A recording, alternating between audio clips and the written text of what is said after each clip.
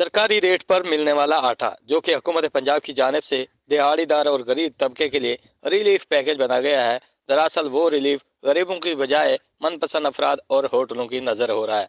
गरीब दिहाड़ीदार मजदूर 10 किलो या 20 किलो आटे का थैला लेने की खातिर जगह जगह जलील होता फिर रहा है, मगर आटा मुयसर नहीं।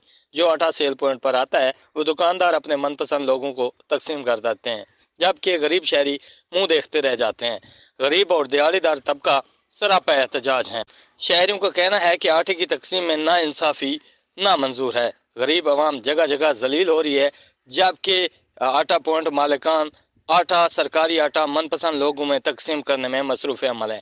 उन्होंने डिप्टी कमिश्नर रहीम यार खां, कमिश्नर बहावलपुर से फौरी नोटिस लेकर आटे की फराहमी को यकीनी बनाने का मुतालबा किया है और जिम्मेदार अफसर के खिलाफ जिनकी मुबैना मिली भुगत से आटा जो है हकदारों की बजाय होटलों को मिल रहा है, उनके खिलाफ फौरी एक्शन लेने की भी अपील की है। कैमरामैन मजहर हुसैन के साथ गुलाम अली, वॉइस न्यूज।